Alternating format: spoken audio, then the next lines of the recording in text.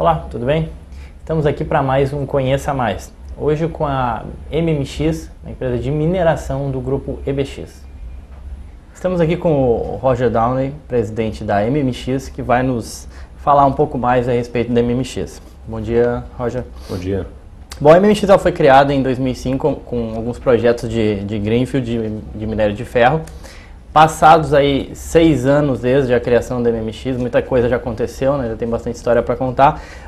Mas atualmente, quais são os drivers de crescimento e o que é hoje? Dá um update assim, do que é a MMX para nós hoje, Roger. O mercado transoceânico de minério de ferro, ele deixou gaps na oferta.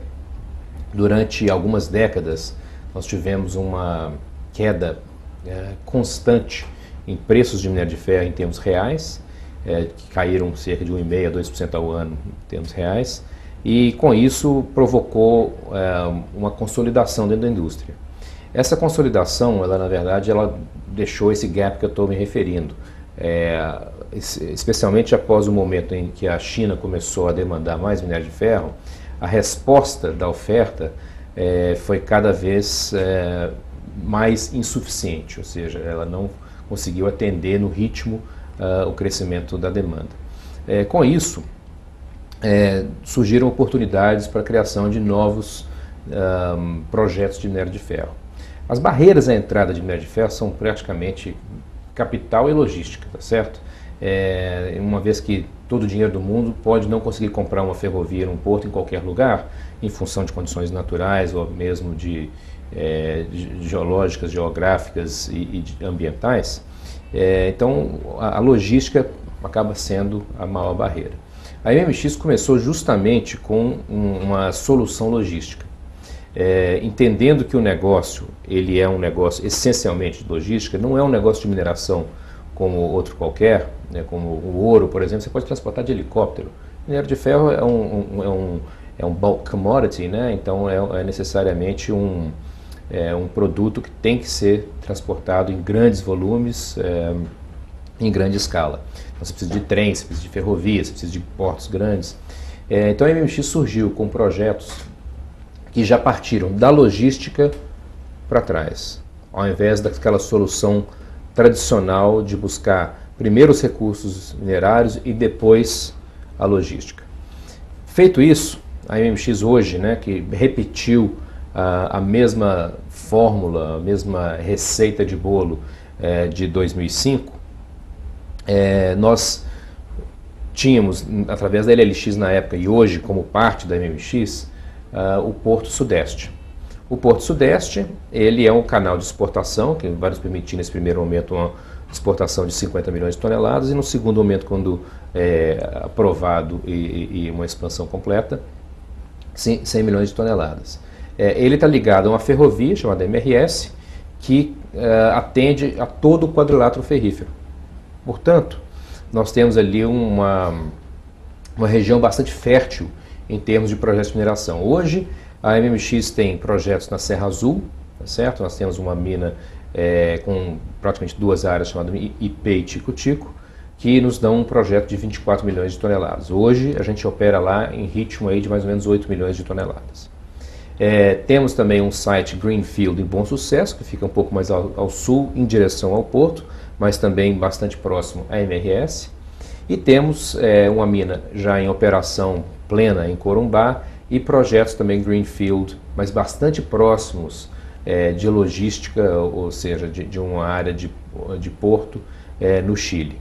Então, com isso tudo, nós temos projetos para levar a companhia que hoje produz 8 na Serra Azul e 2 em Corumbá, 10 ao total, para 46 milhões de toneladas. Certo, obrigado. Bom, com relação, a gente sabe que sempre projetos é sempre um problema, sempre tem atraso, e especialmente em minério de ferro, não só com a MMX, mas com várias outras empresas ao redor do globo tem tido alguns problemas, seja com licença ambiental, seja como logística, que tu falou que é muito importante.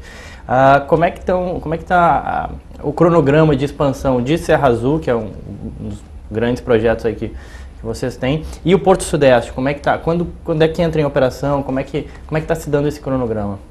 Exatamente como você falou, todo o projeto está sujeito aos riscos inerentes, intrínsecos à execução de projetos, tá certo? Se você quer ter um projeto, você tem que estar sujeito a encarar os problemas de um projeto, tá certo? O que é importante é você ter estratégias para mitigar esses riscos, ok? Os problemas podem decorrer desde greves a atrasos em equipamento, até falta de dinheiro, né? Então você tem que ter estratégias para contornar essas adversidades. Em todas as nossas frentes, nós temos estratégias bem definidas para conseguir endereçar e mitigar esses riscos. Por exemplo, um dos que eu falei aí é a entrega de equipamentos.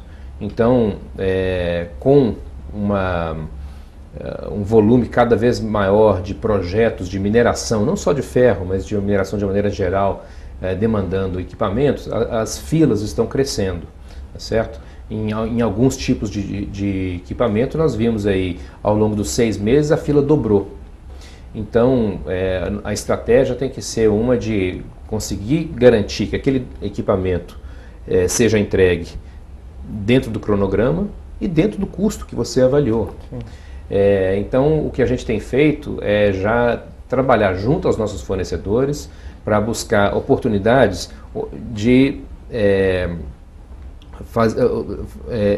fazer as compras, né? Colocar os pedidos de compra o mais cedo possível. A solução tradicional seria você termina a engenharia básica e termina a engenharia detalhada para você saber exatamente no detalhe o equipamento que você precisa, que muitos desses equipamentos não são de prateleira. Então, só aí que você vai então colocar a sua ordem firme para o seu fornecedor. O que a MMX está fazendo diferente nesse sentido é colocar as ordens antes da fase de detalhamento dos equipamentos. Você coloca aí com mais ou menos 75% da engenharia pronta, e aí você vai desenvolvendo os outros 25% enquanto você espera na fila, tá certo? E com isso você já fixa o preço e já está correndo na fila, então você está andando. Nós temos também, dentro de cronograma e tentando buscar ganhar tempo, né? Especialmente numa commodity que tem aí hoje 60%, 70% de margem na exportação, é importante você adiantar o máximo possível que você puder. Então nós temos aí com os nossos empreiteiros prêmios, tá certo? Se eles conseguirem avançar mais rápido, eles são premiados, e por outro lado também, se atrasarem nas obras, são multados, tá certo? Então são estratégias que você tem que ter para cada tipo de risco. Certo. Em termos de datas, assim, a gente pode ter, o Porto Sudeste está previsto para o segundo semestre de 2012, certo? E essa expansão em Serra Azul, assim, quando que ela entra assim, em operação, como é que está a evolução, né, digamos assim? Olha, 2012 eu acho que vai ser o Big Bang para a MMX, tá certo? Que é quando entra realmente a nossa capacidade plena de exportação. O Porto Sudeste vai transformar, essa aquisição que nós fizemos desse porto foi transformacional e a entrada do porto em operação é que vai realmente mudar a cara dessa empresa. Hoje, como eu disse, no sistema Sudeste, ali em Serra Azul mais especificamente, a gente produz aí num ritmo de 8 milhões de toneladas. E todo esse volume vai poder ser exportado via o Porto Sudeste. Então, a partir desse momento, a partir do momento que ele entra em operação, eu deixo de ser obrigado a vender no mercado doméstico para poder então exportar. Com isso, eu vou ter uma diferença de margem que no mercado de hoje são mais $50 por tonelada, tá certo? Isso faz um impacto muito grande nas minhas contas, tá certo? A entrada do projeto está prevista aí para o final, conclusão das obras no final de 2013, né? A gente está lutando, evidentemente, para começar a produção de forma sustentável já ainda dentro de 2013, mas com certeza até o primeiro trimestre de 2014 nós já estaremos a pleno vapor com a expansão. Então, esse é o segundo Big Bang, na verdade, porque aí você tem, aliado ao efeito de margem que já teria tido a partir do ano que vem, vamos ter também um efeito de volume. Então, realmente, nós estamos falando de níveis de EBITDA que se assemelham ao market cap da companhia, certo? Então, nós estamos, essa é a nossa trajetória. Nos próximos 5 anos, quando nós estivermos com todos os projetos já em fase já madura, né? Nós vamos, e se o mercado se sustentar aí, o que eu acho que é um preço de longo prazo de minério de ferro deveria ser em torno de $100 por tonelada, eu acho que com certeza nos próximos 5 anos os preços FOB, né, de minério de ferro vão estar nessa ordem. Então nós temos aí uma expansão de margem EBITDA realmente, ou de EBITDA, né, realmente fantástica. Realmente um outro patamar. Aproveitar que você comentou sobre a expectativa essa de preço de minério de ferro, muito se comenta, enfim, que o preço hoje é alto, enfim, e se fala em preço de minério de longo prazo com todo esse crescimento e essa força da China. Qual a expectativa da MMX de demanda para esse minério de ferro? Imagino que se vocês esperam um grande boom para 2012 e essa continuidade até 2015, obviamente vocês estão otimistas com esse mercado. Então é essa visão mesmo, minério de ferro tende a se manter no preço elevado? Eu acho que sim, como eu disse, eu acho que certamente nos próximos 5 anos a gente deve ver o preço do minério de ferro acima de $100 por tonelada FOB, né? Ou seja, no navio, num porto brasileiro. Eu acho que a gente ainda vai ver mais daquilo que eu comentei lá no início da nossa conversa hoje, que é a velocidade de resposta da oferta ainda não conseguir atender a toda a demanda, tá certo? No início, quando a gente estava falando no início dos anos 2000, essa resposta ela foi muito mais de desconfiança, a decisão de investir não era tão clara, tá certo?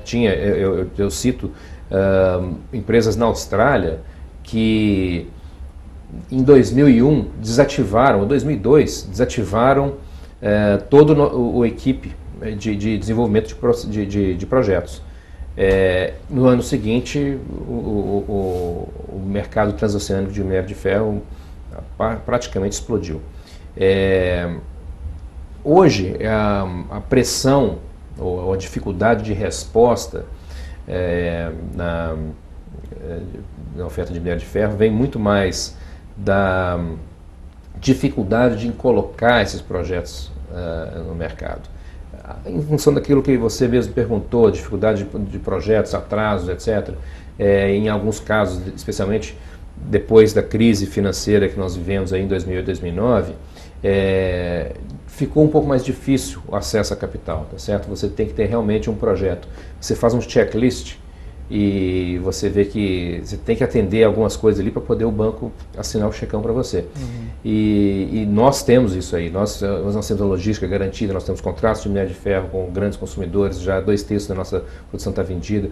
Então, nem todo mundo tem isso. Então, essa resposta ela vai ser mais demorada do que se imaginava. E com isso, menos oferta, a demanda continua subindo, talvez até num ritmo menos acelerado do que já foi no passado. A China chegou a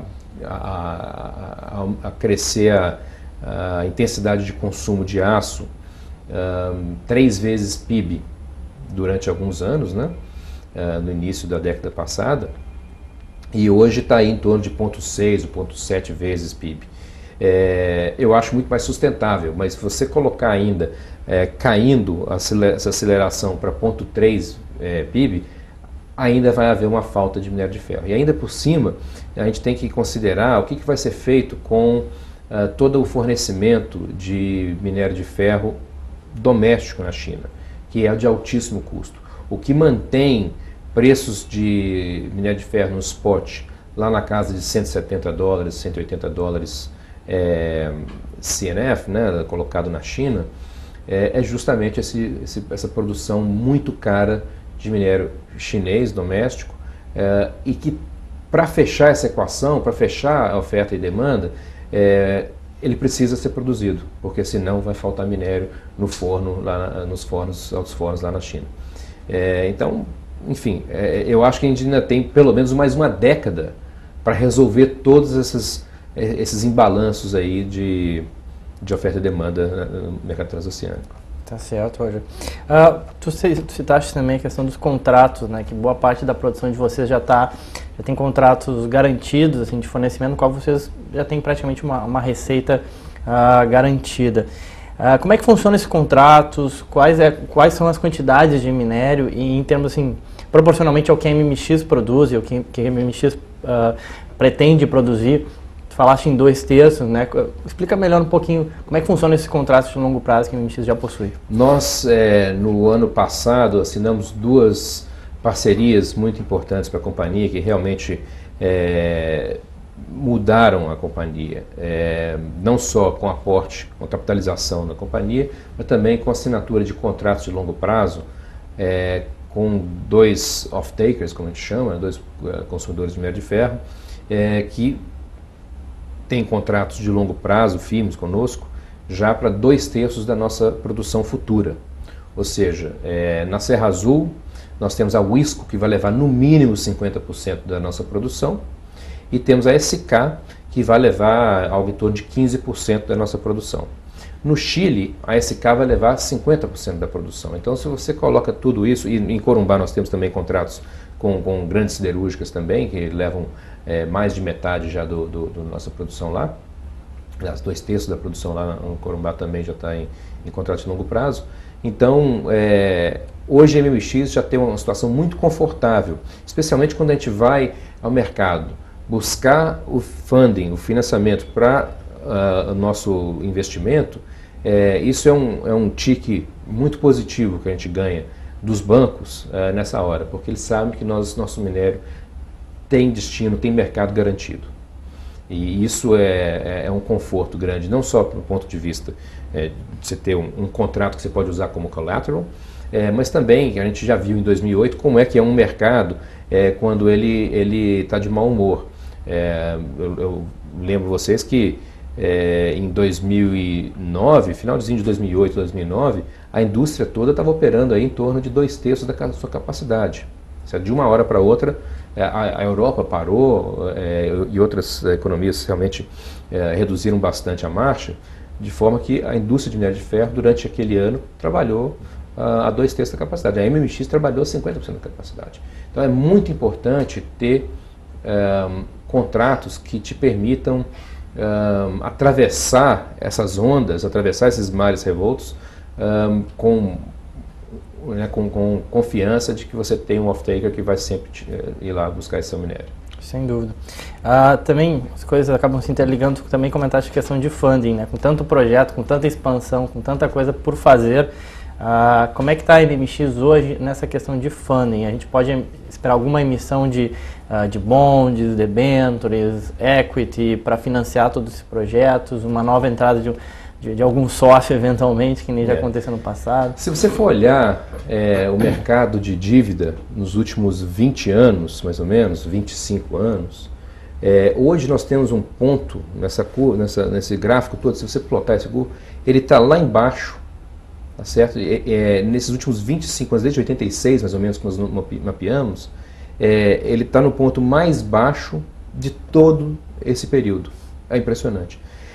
Então, hoje nós temos um monte de opções, certo? Muitas alternativas para buscar os funding, para esse funding.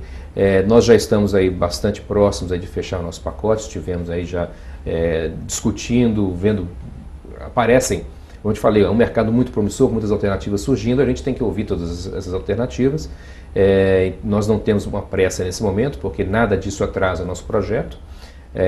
Hoje nós temos no nosso balanço tudo o que a gente precisa em termos de caixa para tocar nosso projeto adiante hoje. Então é a hora realmente de ter certeza que a gente está buscando o pacote certo, a forma certa de financiar nosso projeto. Então a gente está muito bem, a gente está, eu diria assim, numa posição bastante privilegiada em termos de conseguir esse funding. Nós temos aí algumas instituições que já estão conversando conosco e espero que tenha uma notícia boa para dar para o mercado em breve. Tá bom. Na última teleconferência foi comentado a respeito da MMX estar buscando, enfim, alguma coisa para a Serra Azul, assim, nesse sentido de M&A. A gente sabe que é sempre complicado falar de M&A, mas o que a gente pode falar assim, em termos de de algum evento de fusão, de compra, de algum novo sócio? Existe alguma coisa em voga? A MMX está fechada, fechou para isso, ou ainda está com as janelas abertas, pelo menos para ouvir, sentar e conversar? Olha, a gente tem como um driver estratégico muito importante para a companhia o crescimento via M&A. Nós já apresentamos um exemplo disso no passado, nós entregamos aí essa parceria com a Uzi Minas, e ela é fruto daquela pedra basilar do nosso negócio, que é logística, tá certo? Ao ter a logística, ao ter um porto à nossa disposição, nós temos ele nos dá uma alavancagem, nós temos uma força maior na hora de negociar parcerias, joint ventures com outras minas na região. Nós fizemos uma avaliação que indica que tem muito mais minério ou produção potencial no quadrilátero do que teria de porto, mesmo no futuro, mesmo saindo alguns outros portos na região de Itaguaí, você sempre vai ter mais minério buscando porto do que porto buscando minério.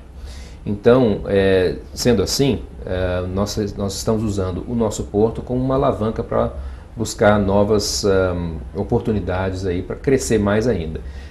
O deal que nós fizemos com a Uzi Minas é uma joint venture que eu considero muito bem sucedida, porque ela conseguiu buscar vantagens para os dois lados, certo? É um win-win, é um ganha-ganha, e isso é que torna essa estratégia replicável, porque nós conseguimos oferecer uma coisa para a Uzi Minas que ela não tinha por enquanto, que é o porto dela, ou seja, um porto para escoar a produção, ela pode dar início ao projeto dela, e do nosso lado ganhamos um recurso chamado Pau de Vinho, que fica contíguo, é um recurso ao lado da nossa parte da Serra Azul ali, do Pico-Pico, do Tico-Tico e IP, e nós vamos lavrar essas três áreas como se fosse uma só. Então, assim, com sinergias fantásticas.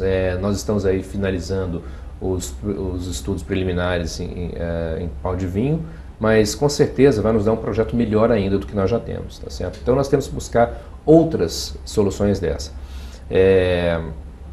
Nós temos, não só na Serra Azul, mas dentro de toda a área de influência da MRS, um terreno, uma área muito fértil para esse tipo de coisa, tá certo? Para mim, todo minério que puder ser embarcado no MRS, que está voltado para o meu, a MRS em si está voltada para o nosso porto, nos interessa, tá certo? É um minério que pode ser embarcado pela MMX. Portanto, nós estamos aí com bastante opções, muitas coisas acontecendo, e como eu digo, é uma estratégia da companhia de crescimento e que com certeza vai nos levar onde a gente quer. Se a gente for conseguir expandir o porto para 100 milhões de toneladas, nós pretendemos usar 25%, 30% desse porto para alavancar o nosso crescimento no projeto no Sudeste. Nós temos hoje projetos aí para algo em torno de 34 milhões de toneladas, talvez um pouquinho mais, mas o M&A é que vai fazer a diferença aí para a gente chegar aí nos 70% a 75% do porto, ou seja, 70 a 75 milhões de toneladas. Então, realmente, o porto foi aí um diferencial bastante grande estrategicamente para a MMX, né? Com certeza. Tu comentaste dessa questão da Uzi Minas e MMX, né? Muito se fala hoje no mercado a respeito da Uzi Minas, né? As Uzi Minas têm sido alvo aí de várias citações, assim, especialmente nessa linha de M&A. Essa joint venture, só explicando melhor, ou seja, a Uzi Minas, então, ela usa o porto de vocês e vocês têm esse ativo de Palvinho, é isso? Nós temos, são dois contratos na verdade, tá certo? Eles estão ligados, mas são dois contratos separados. Tem um contrato de serviços portuários, por onde a Uzi Minas tem direito a usar o nosso porto por 5 anos, renováveis por mais 5 anos, tá certo? E um outro contrato que é de arrendamento da mina de Pau de Vinho por 30 anos. Então, lá no porto, eu recebo uma tarifa de 12 dólares e 63 centavos por tonelada. E na mina eu pago a Usiminas um royalty em produto, ou seja, de cada 100 toneladas que a MMX vai produzir, a gente vai pagar 13 toneladas e meia para a Usiminas. Mas a gente tem condição de lavrar aquela mina lá até a exaustão dela em 30 anos. Interessante, realmente é um ganha-ganha. É um ganha-ganha, são 875 milhões de toneladas de recurso, tá certo? Em Serra Azul ali nós temos algo em torno de 1,5 bi de recurso, então isso aumenta muito a nossa base de recurso ali, nossa flexibilidade operacional, tá certo? Nossa otimização do próprio recurso, ou seja, a reserva aumenta à medida que a gente traz o pau de vinho para dentro da nossa área de lavra. Nós temos benefícios do ponto de vista de otimização de CAPEX, certo? Um investimento adicional para trazer o volume de pau de vinho é menor do que o investimento inicial na Serra Azul, em função de coisas que a gente não vai ter que replicar. Por exemplo, a logística toda, a gente vai fazer para a primeira expansão em 24 milhões de toneladas em Serra Azul. Quando a gente trouxer o volume de pau de vinho, a gente não precisa fazer outra correia transportadora, outro pátio ferroviário, certo? Isso já vai estar pronto. Vai ter outras partes de infraestrutura que eu não vou precisar de replicar também. A gente vai precisar mais planta, frota também, eu não vou precisar de fazer uma frota completamente nova para pau de vinho, a gente vai poder otimizar junto com a frota que a gente vai ter já operando na Serra Azul. Então foi uma parceria excelente, não só aumenta nosso recurso, e consequentemente o nosso volume exportado, que vai passar desses 24 milhões de toneladas lá na Serra Azul, mas também vai nos permitir um ganho, uma otimização do investimento que a gente está fazendo. Certo. Só mais uma última pergunta, Roger, em relação a Chile. Como é que está um update aí para quem não sabe, a MMX tem alguns ativos lá no Chile, como é que estão todos os projetos por lá? Olha, nós temos um projeto muito interessante no Chile. Ele, embora seja menor quando comparado com nossos projetos aqui no Brasil, o Chile tem bom, é um país estreito, tá certo? Então as minas estão naturalmente próximas da costa, tá certo? Mas no nosso caso ali, nossos recursos que hoje nós estamos sondando, estamos confirmando, estão a 80 quilômetros só do porto.